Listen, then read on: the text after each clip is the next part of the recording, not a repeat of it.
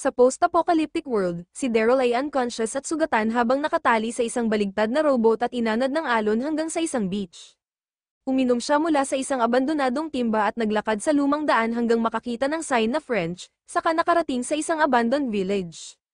Sa isang motorboat, nakuha niya ang supplies at tape recorder kung saan narinig niya ang logs ng may-ari tungkol sa kanilang paglalakbay at doon niya nakumpirma na nasa France siya. Kinagabihan, nagluto siya ng nahuling isda habang nakikinig pa rin sa logs.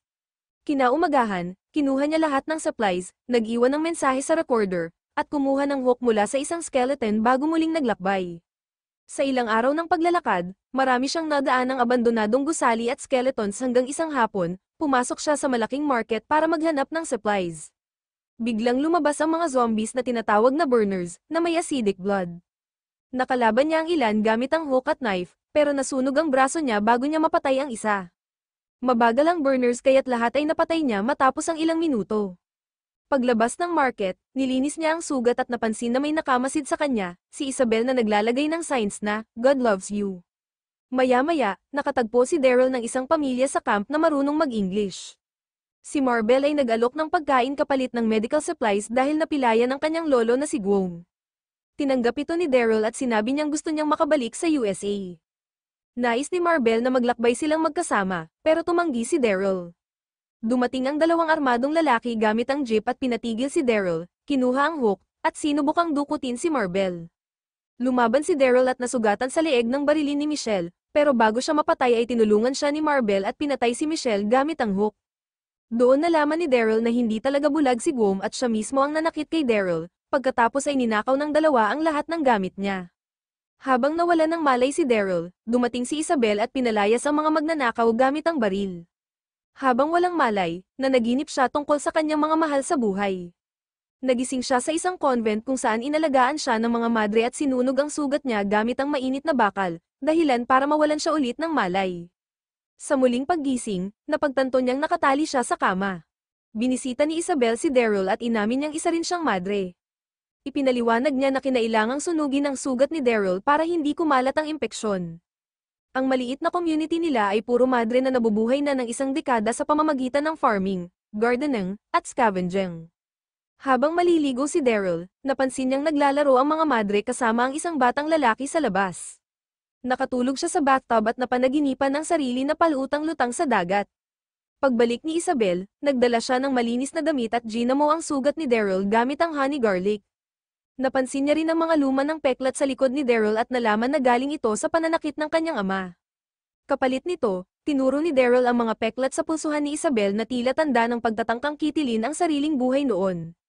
Pagkatapos, ipinakita ni Isabel kay Daryl ang paligid ng convent, kung saan bawal talaga ang mga lalaki maliban sa batang si Laurent na doon na lumaki. May mga medieval weapons ang simbahan para sa depensa at isang radio sa opisina na maaari sanang gamitin ni Daryl pag gumaling na siya. Nang dalhin ang pagkain ni Daryl sa labas, ginaya ni Laurent lahat ng kilos niya hanggang sa lumapit ito at iniabot ang isang Rubik's Cube, sabay sabing nararapat din si Daryl maging masaya. Sa kabilang banda, sinermo na ni Mother Superior Veronique si Isabel dahil nagdala siya ng estranghero, at hindi pinansin ang paniniwala nito na si Daryl ang pinili. Kinagabihan, sinubukan ni Daryl buksan ang opisina nang marinig niya ang growl ng zombie. Agad siyang lumabas at nakita si Laurent na nagbabasa para sa isang zombie sa kulungan, ang dating pari nila. Ipinaliwanag ng bata na hinihintay nilang muling mabuhay ang pari, bagay na ikinabahala ni Daryl kaya't sinabi niyang aalis na siya. Sinubukan siyang kumbinsihin ni Isabel na manatili dahil siya raw ang mensahero na magdadala kay Laurent. Ipinakita niya ang drawing ni Laurent 3 linggo na ang nakalipas, isang lalaking palutang-lutang sa dagat na tumutugma kay Daryl. May propesya raw na si Laurent ang magiging masaya na magbabalik ng sangkatauhan, at dapat siyang dalhin sa base ng Union of Hope sa Hilaga. Ang pari sana ang gagawa noon, pero naging walker na siya. Tinawag ni Daryl na kalokohan ng pananampalataya nilang iyon, kaya kumuha siya ng armas sa armory at nagtungo sa opisina para gamitin ang radio. Ngunit inamin ni Isabel na sinadya niyang magsinungaling dahil sira na ang radio. Pinakita niya ang mapa ng ruta na dapat tatahakin ng pari kasama si Laurent patungong Hilaga dahil may mga kakampi sila sa daan. Samantala, sina Marbel at Guom ay nasalubong ng isang sasakyan sa kalsada. Tinanong sila ng mga lalaking sakay tungkol sa 2 taong nakita raw doon kamakailan. Nagkunwari si Guom na wala silang alam, pero biglang sinuntok siya ni Stan sa mukha at tinapakan ng kanyang kamay. Nagsinungaling si Marbel at sinabi niyang dalawang lalaki ang tumulong sa kanila laban sa magnanakaw, pero tumakas daw silang maglolo at hindi nila alam ang nangyari sa dalawa. Ngunit bigla na lang pinatay ni Stan si Gom sa bagbog at pinilit si Marbel na dalhin sila sa lugar ng labanan. Doon nakilala ng mga lalaki ang bangkay ni Henry, at nang tawagin ni Stan si Michelle, na kapatid pala niya, lumabas itong zombified. Walang nagawa si Stan kundi patayin ito habang umiiyak. Sinabi naman ni Marbel na isang American ang pumatay kay Michelle, at nakakita ang mga lalaki ng sign na gawa ni Isabel kaya napagdesisyonan nilang puntahan ang convent. Samantala, umalis si Daryl sa convent pero agad nagtago ng makarinig ng mga sasakyan. Dumating ang grupo ni Stan, ang mga Guerrier, at sapilitang pumasok sa convent. Pinatagal ni Veronique ang usapan para makapagtago ang mga madre at makuha ang kanilang mga armas.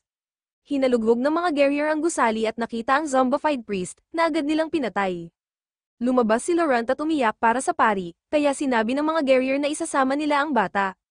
Nakipaglaban si Isabel para mailigtas si Laurent, at bago siya mapatay, sumugod si Daryl at tinayro ng palakol sa likod ang lalaki. Nagpatuloy ang putukan at naghiwa-hiwalay ang mga Guerrier, tatlo ang humabol sa mga madre na buong tapang lumaban gamit ang kutsilyo at sibat kahit marami ang napatay sa kanila. Si Stan naman ay pumasok kasama ang dalawang lalaki para hanapin si Daryl. Napatay ni Daryl ang isa at ginamit ang ikalawa bilang panangga ng paputukan sila ni Stan, kaya napilitan siyang barilin ang kasama niya. Nilusob ni Daryl si Stan, pero mas malakas ito at natalo siya. Dumating si Isabel at nakisali sa laban, dahilan para tumakas si Stan. Tinamaan pa siya ni Daryl sa braso ng paputukan, pero nakatakas itong mag-isa gamit ang kotse. Nang matapos ang labanan, nakita ni Daryl ang maraming patay na madre at kalaban sa bakuran. Isa sa mga lalaki ang naging zombie, kaya pinaslang niya ito gamit ang baril. Sa loob, sinabi ni Veronique kay Daryl na siya nga ang tinutukoy sa Propacia bago siya bawian ng buhay. Kinagabihan, nagtipon sina Daryl, Laurent, Isabel, at Sylvia sa apoy at doon pumayag si Daryl na dalhin sila patungong Hilaga.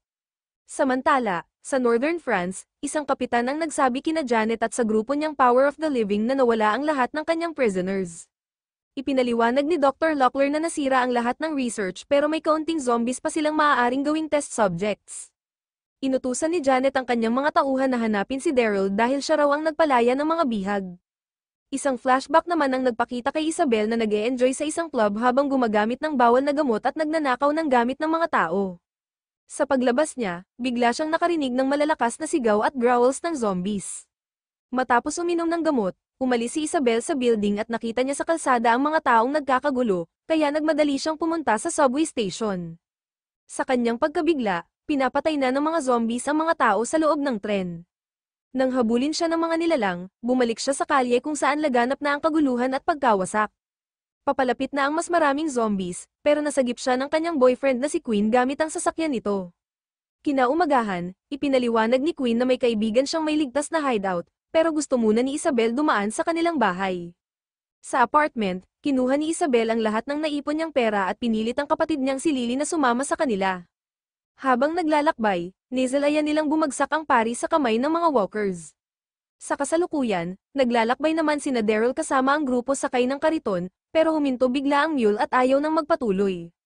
Lumabas ang maraming zombies, kaya pinakawalan ni Daryl ang mule para gawing pain. Habang sinusugod ng mga zombies ang hayop, iniwan nila ang cart at naghanap ng ibang daan. Nag-alala si Laurent tungkol sa mule, pero nagsinungaling si Isabel at sinabing mabilis itong makakatakas. Bigla silang natigilan ng makarinig ng sipol at isang arrow ang tumama sa poste. Nagkubli sila at napansin ang isang tumatakbong tao. Hinabol ni Daryl ang shooter habang iniiwasan ng mga palaso, pero nahuli siya ng grupo ng mga batang nakamaskara. Nahuli rin ang iba at dinala sila sa isang fortified preschool na may mga bangkay ng zombie sa entrada. Dumating ang leader nilang si Lou, kaya sinabi ni Isabel na sila'y mga madre at si Daryl ay isang pari. Pinakawalan sila ni Lou at ipinakita ang paligid, ikinwento niya na ang grupo nila ay binuo ng mga batang iniwan ng kanilang mga magulang noong outbreak. Nabuhay sila sa pamamagitan ng pangangaso, pagtatanim, pagtatahi ng lumang damit, at pagpapatuloy ng kanilang aralin. Ang dating nurse ang nagturo sa kanila bago ito nagkasakit 6 na buwan na ang nakalipas. Sa hapunan, pinakiusapan si Daryl na magdasal, at kahit hindi siya sanay, nakapagsalita siya ng mga nakaka-inspire na salita. Nang ininom niya ang sabaw diretso mula sa mangkok, ginaya rin siya ng mga bata. Pagkatapos kumain, tinanong ni Daryl kung saan sila makakahanap ng panibagong mule. May nabanggit si Muff tungkol kay Larask, na unay akala nila ay halimaw mula sa kwento, pero ipinaliwanag ni Lou na isa itong totoong tao na parang hayop kung umasta. Nakatira siya sa isang kastilyo at doon niya kinukuha ang lahat ng kabayo at supplies mula sa mga tao. Sinubukan na ng mga bata na makapagnakaw doon pero nabigo, kaya ayaw sabihin ni Lou kung nasaan ang kastilyo. Nang ipunto ni Daryl na baka makahanap sila ng gamot para mailigtas ang nurse, nagbago ang isip ni Lou at pumayag na dalhin siya roon kinabukasan. Gabi na at nagtipon ang lahat para manood ng TV na pinapagana ng isang batang nagpipidal ng bisikleta. Sa silid, inamin ni Daryl kay Isabel na nagsinungaling siya, hindi makakatulong ang gamot sa nurse, pero kailangan talaga nila ng kabayo.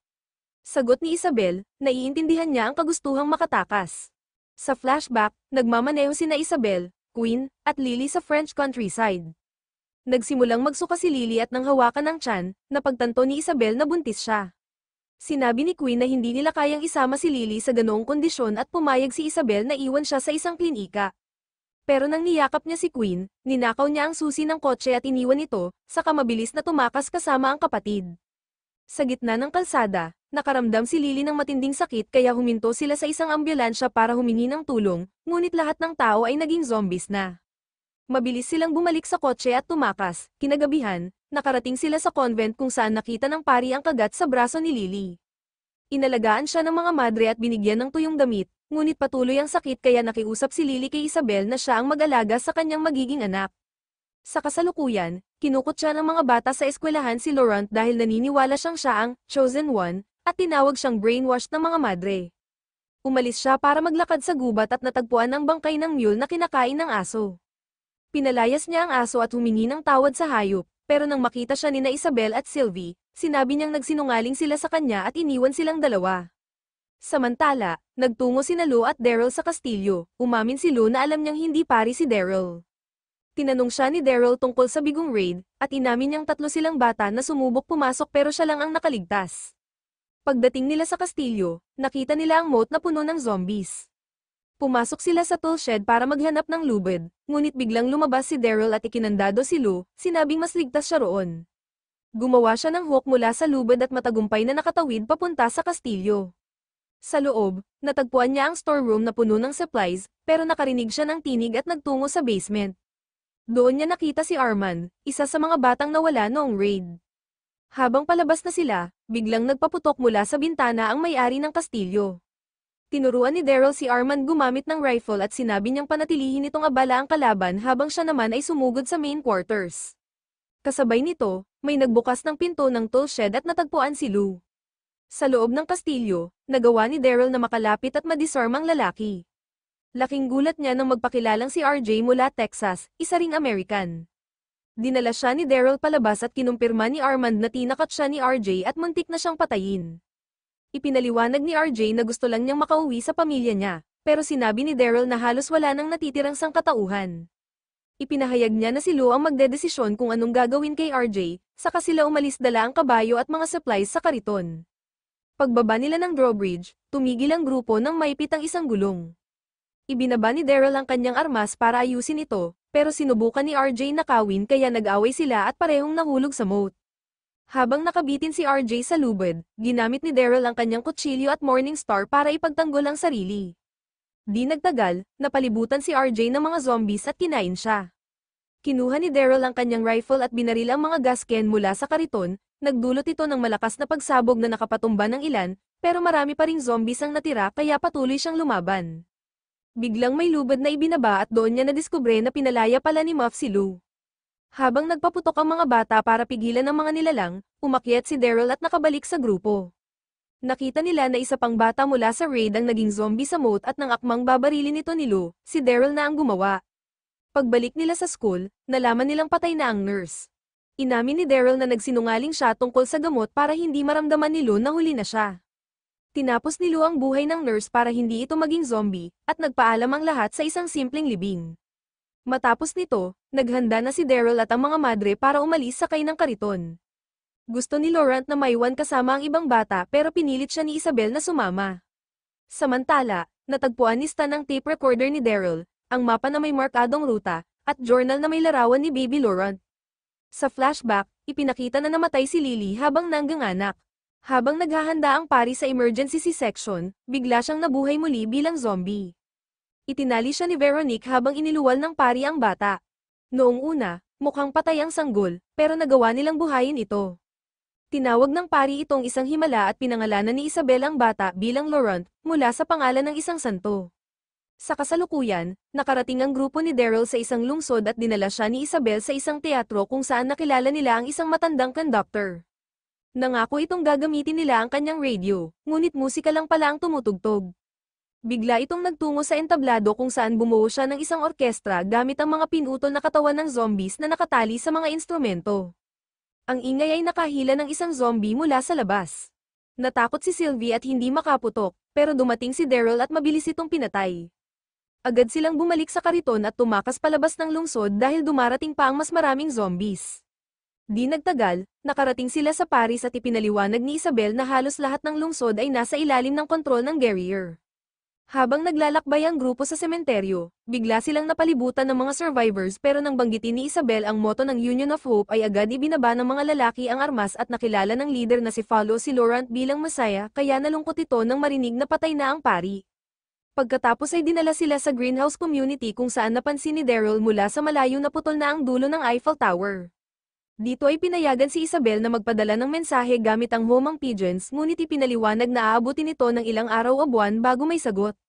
Samantala sinabi ng grupo na sila na ang maghahatid kina Isabel at Laurent sa Hilaga kaya inamin ni Daryl na tapos na ang parte niya at gusto na lamang niyang makahanap ng radio kaya nangako si Follow na dadalhin siya sa mga traders, habang si Laurent naman ay nakitang pinagaan ang loob ng isang babaeng nagluluksa na itinuring ng lahat na senyales ng Diyos. Sa kabilang banda, sa base ng Power of the Living ay kinausap ni Stan si Janet at ipinakita ang tape recorder ni Daryl kaya kinuha siya nito para habulin si Daryl at saka siya umalis para tingnan ang eksperimento kung saan isang zombie ang tinurukan ni LaFleur at kahit nakalaya ay biglang sumabog ang dugo sa ulo nito na tumagal lamang ng 18 segundo. Balik sa Paris dinala ni Isabel si Daryl sa dati niyang apartment at nakahanap sila ng kahon ng mga ninakaw niyang gamit na maaaring ipalit para sa radio pero paglabas nila ay hinarang sila ng mga zombies kaya dumaan sila sa service entrance at nakasalubong ang batang zombie na kapitbahay noon ni Isabel na nakiusap siyang huwag patayin kaya iniwasan nila ngunit nakabasag ito ng paso na nakaakit sa iba pang zombies mula sa gusali na naglumbasugan at kahit bumagsak ay buhay pa rin at hinabol si Isabel. Gumawa si Daryl ng makeshift spear at sinaksak ang isang burner saka itinulak sa pinto na natatakpan ng baging hanggang matuno ng asid at nakalabas sila. Kasunod ay dumating sina Sylvie, Laurent, Follow at Emile kung saan ibinigay ni Isabel kay Laurent ang larawan ng kanyang ina na si Lily para makita niya sa unang pagkakataon. Mula roon dumaan sila sa catacombs sa ilalim ng Paris hanggang makarating sa isang nightclub kung saan nakilala ni Follow ang mga informants na handang magbigay ng impormasyon tungkol sa mga barko kapalit ng gamit ni Isabel ngunit nagtaka si Daryl nang mapansin ang palihim na tinginan ng mga lalaki kaya tinanggihan niya ang alok at nang pigilan siya ng isang lalaking may kutsilyo ay mabilis niya itong pinabagsak ng suntok. Sa sandaling iyon, biglang dumating si Queen at pinaalalahanan ng lahat na bawal ang armas kaya sinugatan niya ang ilong ng lalaki bago ipakuha ang kutsilyo sa isang performer. Pagkatapos ay binati niya si Isabel at nalaman na si Laurent ay anak ni Lily. Matapos sila yun nina Emma at Sylvie ang bata, dinala ni Queen sina Isabel at Daryl sa kanyang opisina kung saan niya inamin na si Laurent ay anak niya pala dahil nagkaroon sila ng relasyon ni Lily at doon din sinabi niya kay Isabel na siya ang nagligtas sa kanya noong nagtangkang kitilin ni Isabel ang sariling buhay. Kaya ngayon ay tutulungan lang niya si Daryl kung mananatili sa kanya sina Isabel at Laurent. Handa na sanang pumayag si Isabel pero tumanggi si Daryl at pinilit siyang umalis. Kinagabihan naman ay dumating sina Stefan at dalawang Guerrier sa nightclub at pinaalala ni Queen ang kasunduan nila ni Janet na hindi pwedeng dalawin ang lugar pero nagtatanong pa rin si Stefan tungkol kay Daryl. Sa greenhouse, naghahanda na si Daryl para umalis at sinubukan siyang pigilan ni Isabel. Nagkaroon sila ng mainit na pagtatalo dahil gusto ni Daryl na sabihin na kay Laurent ang tungkol kay Queen at iginiit niyang baka normal lang ang bata. Ngunit narinig sila ni Laurent kaya sumigaw ito na galit siya sa kanila at tumakbong palayo. Sa oras ding iyon ay biglang sumugod sina Stefan at ang Guerrier at sinira ang lugar habang hinahanap ang Amerikano kaya sinabi ni Daryl kay Isabel na kunin si Laurent at magtagpo na lang sila sa apartment nito bago siya tumakbong papalayo at umakyat sa bubong ng gusali kung saan nakita niyang puno ng zombies ang kalsada pero tumalon pa rin siya at ligtas na nakalapag sa kabilang bubong. Sinundan siya ni Stefan at nakipaglaban sila hanggang mabasagan ito ng bote sa ulo at halos masakal ni Daryl. Ngunit pinutukan sila ng mga Guerrier kaya napilitan siyang tumakbo muli. Sa kasamaang palad ay bumigay ang bubong at nahulog siya sa gusali hanggang makarating siya sa isang lagusan na may nakasarang gate sa dulo. Papalapit na ang mga zombies nang makita niya si Laurent at humingi ng tulong pero huminto lang ang bata para magdasal. Laking gulat ni Daryl nang baliwalain siya ng mga zombies at palibutan si Laurent bago maglakad palayo, imbes na tulungan siya ay iniwan siya ng bata kaya biglang napunta si Daryl sa tubig at nakipaglaban sa isang zombie na kanyang napatay gamit ang kutsilyo, saka dumating ang marami pa kaya lumangoy siya paitaas at muling lumitaw, doon niya napagtanto na panaginip lang pala iyon at ang pagbagsak niya mula sa bubong ay nagdala sa kanya sa isang binahang silid. Samantala, sa greenhouse ay hinarap ni na Stefan at Janet ang komunidad at nalaman nila na si Laurent ang tinutukoy sa mga kwento bilang ang pinili, ngunit ayon kay Janet si Laurent ay parang sakit dahil nagbibigay ito ng huwad na pag-asa sa mga tao. Samantala, tumawid si Daryl sa lungsod at nakilala si Antoine, ang tagapangalaga ng mga kalapati, na nagsabi sa kanya na sinakop na ng Power of the Living ang greenhouse at na magkaaway ang grupo ng Power at Union, kung saan si Laurent lamang ang tanging pag-asa ng Union. Biglang nakarinig si Daryl ng kotse kaya pinatago niya si Antoine, ngunit nang makita ni Antoine na ninanakaw ng driver ang kanyang bisikleta kasama ang hawla ng mga ibon ay lumabas siya para bawiin ito, kaya siya binaril ng mga lalaki at agad namang tumakbo si Daryl para patayin sila, bago bawian ang buhay ay hiniling ni Antoine kay Daryl na pakawalan ang kanyang mga ibon, kaya binuksan ni Daryl ang hawla at saka binasag ang ulo ni Antoine para hindi na ito maging zombie. Pagkatapos, nagkita silang muli ni Isabel sa apartment ngunit wala pa ring bakas si Laurent kaya nagkasundo silang maghanap ng magkasama. Samantala pumunta si Laurent sa Eiffel Tower para ihambing ito sa larawan ng kanyang ina at nakatagpo siya ng isang abandonadong barikada ng militar na puno ng zombies. At nang marinig siya ng mga nilalang ay gumuho ang harang at napalibutan siya. Dumating sina Isabel at Daryl para lumaban sa mga ito habang hinahanap si Laurent na nagtatago sa ilalim ng yarrow. Nakita siya ng isang zombie ngunit bago pa makagat ay pinatay ito ni Armand na agad namang dinukot si Laurent at isinakay sa kotse. Hinabol sila ni Daryl at nakipaglaban sa gwardya ngunit nakatakbo na ang driver dala ang bata. Nilapan ng mga zombie ang gwardya habang naabutan naman ni Isabel si Armand at nahuli ito. Sa isang warehouse ay sinubukan siyang imbestigahan ni Isabel ngunit tumanggi itong magsalita at pinagtawanan pa ang nakaraan ni Isabel. Kaya na-realize niyang si Queen ang nagpadala, dito sumugod si Daryl at paulit-ulit na sinaktan si Armand hanggang umamin ito na hindi niya alam ang plano kay Laurent pero alam niyang ginagamit ni Queen ang bata para makuha ang gusto niya. Natukoy ni Isabel na si Queen ay ginagamit si Laurent para makarating sa kanya, tinakot pa ni Daryl si Armand na sasaktan ito ng tuloy-tuloy hanggang magbigay ito ng ibang paraan para makapasok sa club. Unay inalok ni Armand na iguguhit ang mapa ngunit iginiit ni Daryl na siya mismo ang maging gabay. Sa sementeryo, muling nagsama sina Daryl at Isabel sa grupo ni Follow para gumawa ng plano kung saan sina Isabel at Sylvie ay pupunta sa pantalan upang makipagkita sa lalaking naghihintay na may bangka. Habang ang grupo naman ni Follow ay gagawa ng diversion para makalusot si Daryl at mailigtas si Laurent. Sa nightclub ay pananggakuan ni Queen si Laurent na aalagaan siya ng mabuti bago nakipagkita kay Janet at nakipagkasundong ibibigay niya si Daryl kapalit ng isang orihinal na painting ni Monet.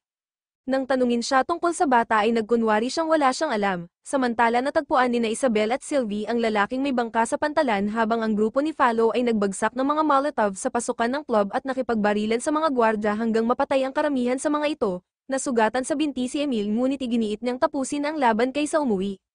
Nagbagsak ng granada at mas marami pang bomba ang grupo bago sila umalis.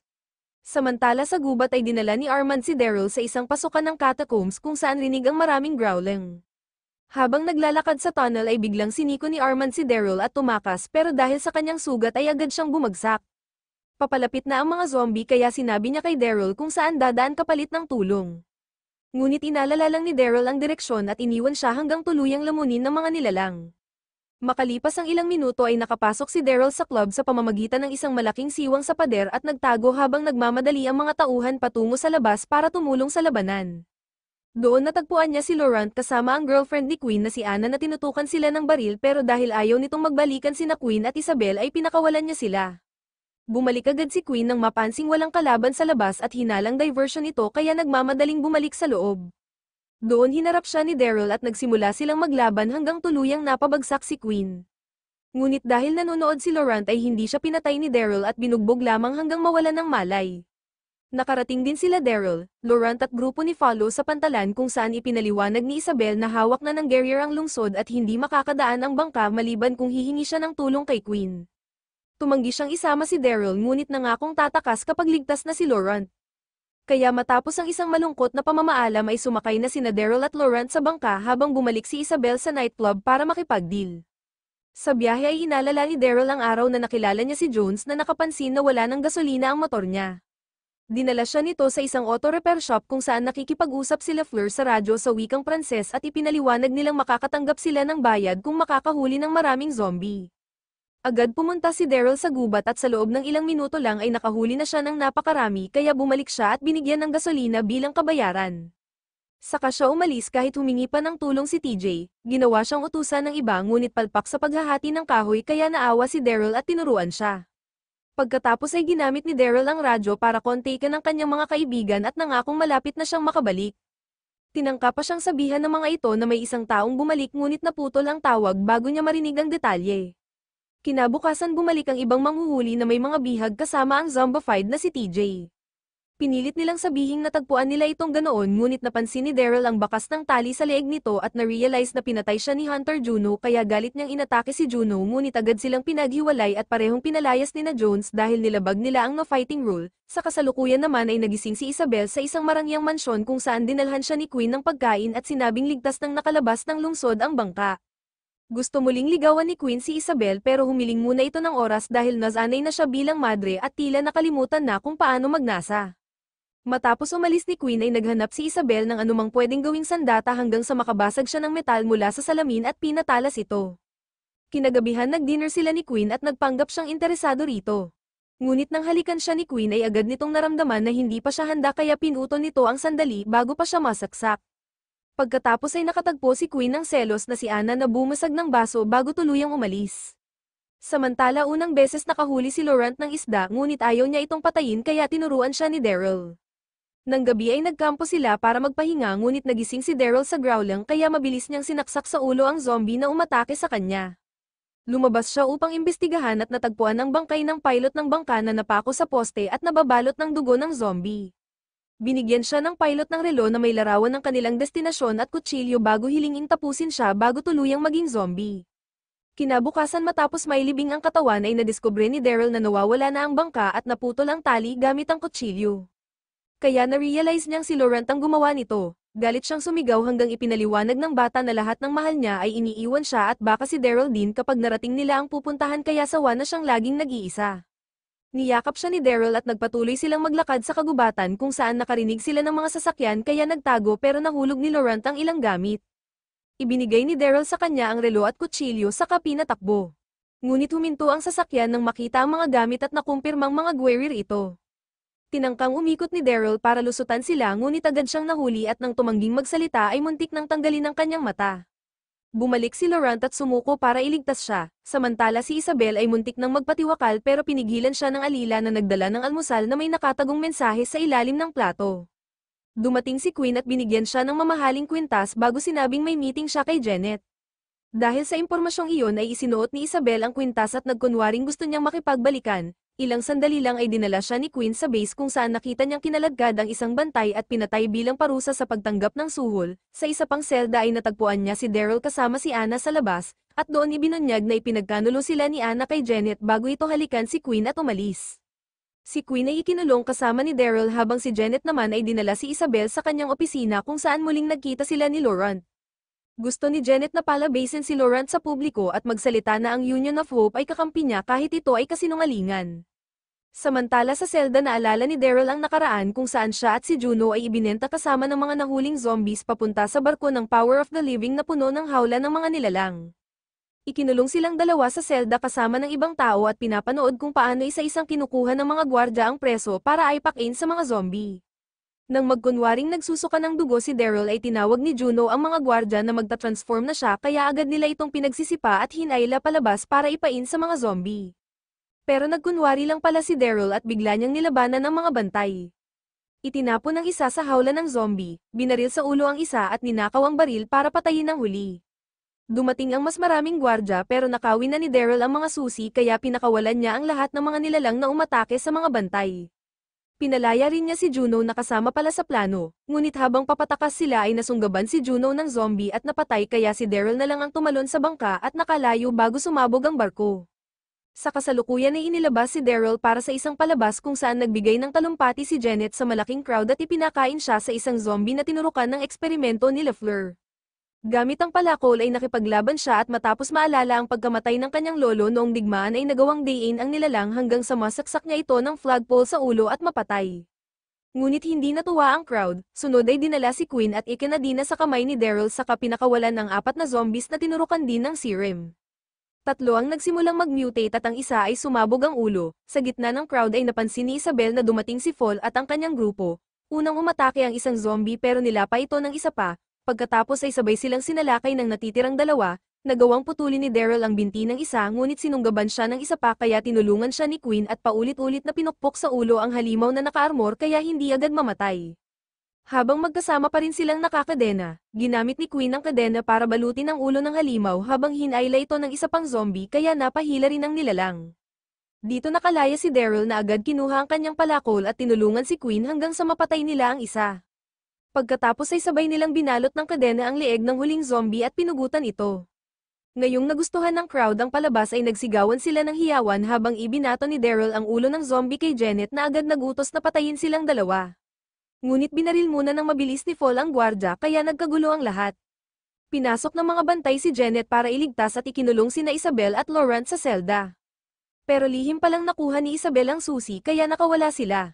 Samantala nakatakas sina Daryl at Queen pero biglang bumigay si Queen dahil may sugat na siya na kalaunay inamin niyang hindi lang paso kundi nakagat siya. Alam niyang wala na siyang oras kaya pumayag siyang gawing sakripisyo ang sarili para bigyan ng oras ang kanyang anak at si Isabel. Kaya pinutol ni Daryl ang kanyang kamay gamit ang palakol at iniwan siyang nakipaglaban habang siya ay nakatakas. Sa labas muling nakasama ni Daryl ang grupo ni Fall at tinanggal nila ang kadena bago siya bumaba sa tunnel para makita sina Isabel at Laurent pero may gate na humahadlang. Sa puntong iyon dumating ang zombified Queen at nilabanan ni Isabel habang isang zombie naman ang lumapit sa gate na agad pinatay ni Daryl gamit ang palakol bago niya ito iniabot kay Laurent para iligtas ang kanyang tita. Nag-alinlangan ang bata pero pinanggakuan siya ni Daryl na patatawarin siya ng Diyos kaya nagawa niyang patayin ang kanyang ama gamit ang palakol at nakatakas silang tatlo. Pagkatapos ay nagpaalam sila kay Fall habang si Sylvie naman ay humalik kay Emil at nagplano silang magkita muli balang araw. Ginamit nila ang sasakyan ni Fall para bumiyahe paakyat sa Hilaga pero ilang milya pa lang ay nasira ang kotse kaya huminto si Daryl para ayusin ito. Dito umamin si Isabel na nagsinungaling siya at siya ang nagutos kay Laurent na iguhit ang larawan matapos dumating si Daryl sa kumbento. Bigla siyang natigilan nang lumabas si Daryl mula sa ilalim ng sasakyan at sinalakay sila ni Stan kasama ang mga tauhan niya. Nasaksak si Isabel at muntik nang barilin ni Stan si Laurent ngunit sinabi ng bata na, God loves you. Dahilan para magbago ang isip nito at barilin ang lahat ng sarili niyang mga tao, pinagbantaan niyang papatayin niya si Daryl sa susunod nilang pagkikita at ninakaw ang relo. Nang makita ang guhit sa loob ay sinabi niyang isang araw na lang ang layo ng kanilang destinasyon at pinayuhan silang sunugin ng truck bago tuluyang umalis. Matapos sunugin ang kotse at gamutin ang sugat ni Isabel, naglakad ang grupo at sa wakas ay narating nila ang Montami Shell na kilala rin bilang The Nest. Masayang sinalubong ng mga tao sina Daryl, Isabel, at Laurent sa The Nest at agad dinala si Isabel sa infirmary para gamutin. Ang pinuno ng lugar ay si Loang na isa ring Amerikano. At matapos gumaling si Isabel ay nakita niya si Daryl na nagtuturo sa mga lokal kung paano gumamit ng baril. Sa mga sumunod na araw naranasan nila ang kapayapaan. Masarap na pagkain, at pagkakaibigan mula sa mga tao roon hanggang isang hapon ay sinabi ni Lo kay Daryl na may nahanap silang bangka na pwede niyang gamitin kung gusto pa rin niyang bumalik sa Amerika. Darating ito sa loob ng 2 araw kaya kailangan niyang maglakad papuntang North Coast at pinayuhan siyang umalis pagsikat ng araw. Ngunit nagdadalawang isip si Daryl kung aalis ba siya o mananatili kasama sina Isabel at Laurent. Samantala kay Janet ay ipinaliwanag ni Stefan na natalo siya ni Daryl at pinatay lahat ng tao niya pero hindi siya pinaniwalaan ni Janet at tinawag siyang mahina dahil ayaw niyang pumatay ng bata kaya ipinahuli siya ng mga tauhan nito. Balik sa The Nest nakita ni Isabel si Daryl na nag-iimpake at sinubukang kumbinsihin siyang manatili pero sinabi ni Daryl na may sarili rin siyang pamilya na babalikan. Bago siya umalis ay iniwan niya ang Robux Cube sa kama ni Laurent. Sa kanyang paglalakbay nakita niya ang watawat ng Amerika at sinundan ito hanggang sa mga libingan ng mga sundalong Amerikano noong digmaan kung saan natagpuan niya ang puntod ng kanyang lolo at napaiyak. Sa oras na iyon dumating ang bangka kaya sumigaw siya para mapansin ngunit naglabasan ng mga zombie kaya nakipaglaban siya habang bumababa sa dalampasigan hanggang makapaghanda siyang sumakay. Ngunit biglang lumitaw si Laurent sa burol at hindi na alam ni Daryl kung pipiliin niyang bumalik o ituloy ang alis. Samantala sa USA may lalaking nakasakay sa motor ni Daryl na hinahabol ng isang kotse. Huminto siya para magpaputok at napahinto rin ang kotse. Dito lumabas si Carol at ipinaliwanag na hinahanap niya ang may-ari ng motor ngunit sinabi ng lalaki na nakita lang niya itong nakatiwangwang. Nang susubukan ng lalaki buksan ang trunk ay agad siyang inatake ni Carol at nawalan ng malay, pagkagising niya ay nakatali na sa trunk habang nakatutok ang baril ni Carol sa kanyang mukha, sinabi niya kung saan niya nakuha ang motor at pagkatapos ay iniwan siya ni Carol na nakakulong sa loob ng trunk, kaya siguraduhin ninyong mag-subscribe at i-on ang notification bell para sa mas marami pang recap tulad nito. Maraming salamat sa panonood.